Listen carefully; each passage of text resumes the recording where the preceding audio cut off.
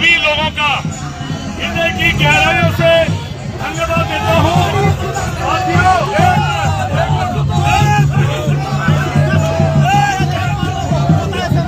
आप सभी लोगों का हृदय की गहराइयों से बहुत बहुत धन्यवाद। और ये लड़ाई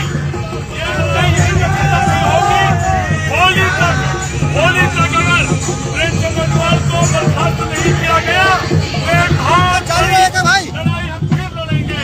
अब हम सब लोग अपने अपने घरों को जाएंगे इस आशय के साथ कि प्रेमचंद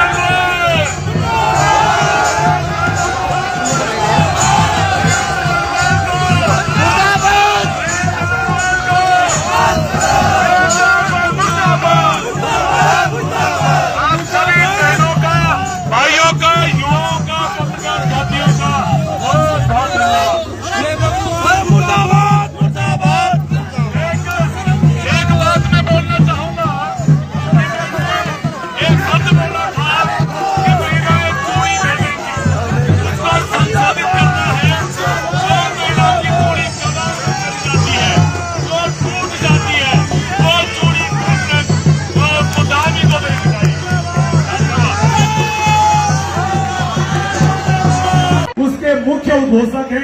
आपके पास शब्दों की बहुत बड़ी खान है अर्जुन भाई, लेकिन 3 मिनट प्लीज है, माफ करिएगा। अर्जुन नेगी, धन्यवाद। बोल पहाड़ी हल्ला बोल। बहुत बहुत धन्यवाद आप सभी का। भारत माता की बहुत बहुत धन्यवाद बहना। मैं अब निवेदन करूंगा एक ऐसा व्यक्तित्व जो कि बहुत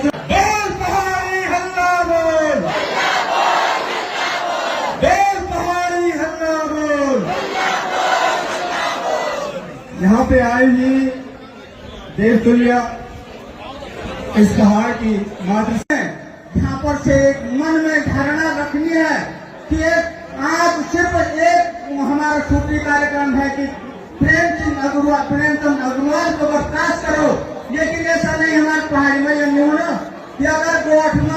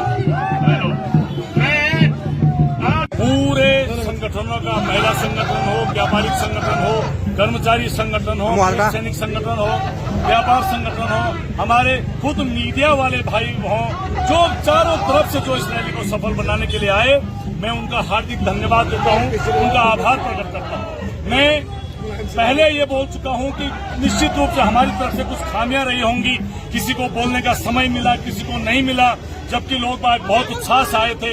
हर कोई ये चाह रहा था कि मैं बोलूं, लेकिन हमने कोशिश की कि प्रत्येक क्षेत्र का प्रतिनिधित्व हो जाए। मैं इसके माध्यम से हमने एक बात बोली थी, महिलाओं से मैंने एक बात बोली थी, मैं उस मामले में उसको दोबारा बोल रहा हूं।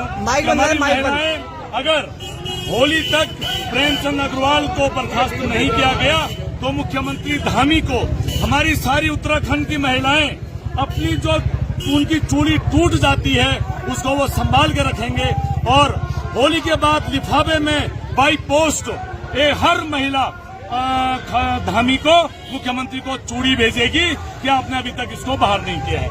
ये पहाड़ी स्वाभिमान रैली, ये किसी दल की रैली नहीं थी, ये पहाड़ी स्वाभिमान रैली थी। और इसमें निश्चित रूप से मैं आप सभी का पुनः धन्यवाद देता हूं।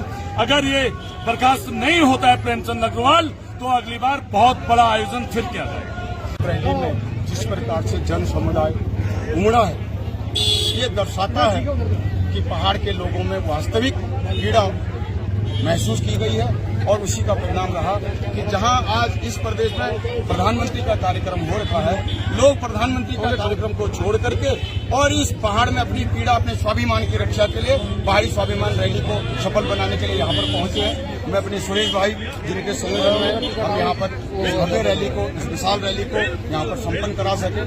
जिन जिन क्षेत्रों से, पूरे उत्तराखंड के पहाड़ी क्षेत्रों से पूरे हमारा पहाड़ी समुदाय यहाँ पर उमड़ के आता, उन सबका मैं आभार करता हूँ, धन्यवाद करता हूँ। मीडिया के साथियों का भरपूर सहयोग हमको प्राप्त हुआ, गैरसैंण नगर के क्षेत्र के लोगों का भरपूर सहयोग प्राप्त हुआ और हमारे कुमाऊं गढ़वाल की जो साझी विरासत है वो आज हमको यहाँ पर देखने को भी मिली। हमने भाई 2 मिनट रुक जाओ यार, बैठ गए तो ध्यान होने तुमको। अपना पिछौड़ा पहनकर, रंगीला पिछौड़ा पहनकर भी यहाँ पर आई थी, मैं उनका भी धन्यवाद करता हूँ। और जो हमारे पूरे गढ़वाल मंडल के लोगों ने एक समुद्र की तरह यहाँ पर, नदी की तरह, समुद्र की तरह बह के आए हैं, मैं उन सबका बहुत बहुत धन्यवाद करता हूँ। और आयोजक मंडल में जितने भी हमारे सब साथी थे उनका भी मैं बहुत बहुत धन्यवाद करता हूँ। आज में आप एक पहाड़ की एकता आप समझ सकते हैं कि अगर पहाड़ी अपने आप में अगर उतारू हो जाए तो जब तक अपने मन की नहीं करता तब तक पहाड़ी झुकता नहीं है। पहाड़ टूटता जरूर है लेकिन झुकने वाला पहाड़ नहीं है। और जब तक प्रेमचंद अग्रवाल की बर्खास्तगी या प्रेमचंद अग्रवाल जी ने इस्तीफा नहीं दिया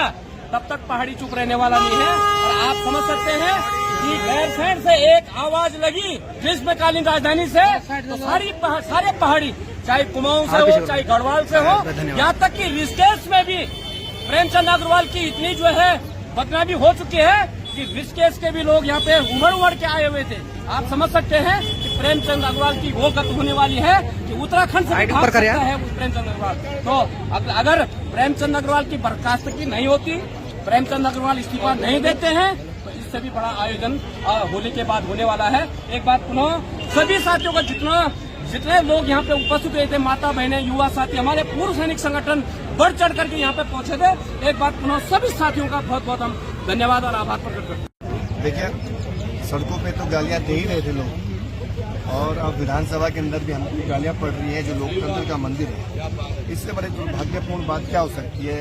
जिस राज्य के लिए यहाँ के लोगों ने अपनी शहादत दी हो, यहाँ की हमारी मातृभूमि ने अपनी अस्मिता दांव पे लगाई हो, उस राज्य का ऐसा हाल हमने कभी कल्पना नहीं की। और आज आप देखिए, एक बदतमीज कैबिनेट मंत्री, उसको मंत्री पद से हटाने के लिए लोग सड़कों पर है, लेकिन सरकार उसे संरक्षण दे रही है। एक ऐसे विधानसभा अध्यक्ष पितू खंडूरी, जिन्हें सदन की मर्यादा बनाए रखनी थी, लेकिन उन्होंने सदन की मर्यादा ही तार की। और सदन के अंदर जब पहाड़ के लोगों के बारे में आप सब कहेंगे तो उन्होंने चुप्पी साध दी। और जब इसके विरोध में विधायक खड़े हुए तो वहाँ पर हमने ऋतु खंडूरी का चुन लिया। तो आप समझ सकते हैं, चाहे ऋतु खंडूरी हो, चाहे महेंद्र भट्ट हो, चाहे सुबोध उनियाल हो, इनका चरित्र भी एक तरह से प्रेमचंद अग्रवाल जैसा ही है। तो हम यही आम जनता से निवेदन करना चाह रहे हैं और कह रहे हैं, 24 सालों से जो ये राष्ट्रीय पार्टियां हमारे राज्य में सत्ता में है, ये इस राज्य के संसाधनों को लूट रहे हैं। यहाँ पूरे तरह से यहाँ की जो एक मूल अवधारणा थी उसको खत्म करने का ये पूरा इनका षड्यंत्र है। इसके खिलाफ लामबंद होने की आवश्यकता है। दूसरा, गैरसैंण में हम लोग हैं और आप देखिए कि यहाँ पर पिछले त्रिवेंद्र रावत जी ने एक बड़ी घोषणा की थी कि गैरसैंण के डेवलपमेंट के लिए 25,000 करोड़ रुपए वो स्वीकृत करेंगे। आज देखिए 25 रुपया तक गैरसैंण के लिए नहीं मिला है। सड़कों की स्थिति हम देख रहे हैं, स्वास्थ्य सेवाओं की स्थिति, स्कूलों की स्थिति, तमाम तरह की असुविधाएं यहाँ के लोग झेल रहे हैं, लेकिन कोई सुविधाएं यहाँ के लोगों को नहीं मिली है। और सत्र के नाम पे तो हम लोग देख ही रहे हैं कितना बड़ा छल हमारे साथ हो रहा है। 2-3 दिन का सत्र साल भर में होगा, उसके बाद फिर गैरसैंण को गैर कर दिया जाता है।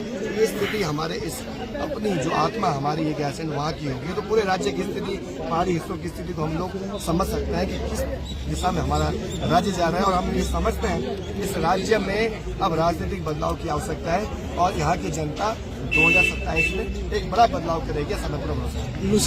मैं अपने यहाँ पे सामान्य जनता जितने भी आए, चाहे गढ़वाल मंडल हो, कुमाऊं मंडल हो, दोनों महसूस हमारी भारी से भारी संख्या में यहाँ पे पूरी सम्मान जनता यहाँ पे आई है। तो मैं सभी सम्मान जनता को बहुत बहुत आज जो आक्रोश जो उनके मन में एक आक्रोश था अपने पहाड़ के प्रति, उस स्वाभिमान के प्रति आज वो आगे आए। और जो हमारी पीड़ा है, पहाड़ की पीड़ा है, जिस व्यक्ति ने प्रेमचंद्र अग्रवाल ने जो हमारे पहाड़ को गाली दी है, वो दरअसल में बहुत गलत किया है हमारे पहाड़ के लिए। अगर आज पहाड़वासी हम आज नहीं जागे तो समझो आगे आने वाली पीढ़ी को एक नुकसानदायक होगा। आज ये लोग हमें गाली दे रहे हैं, कल के और लोगों को भी और भी बल मिलेगा।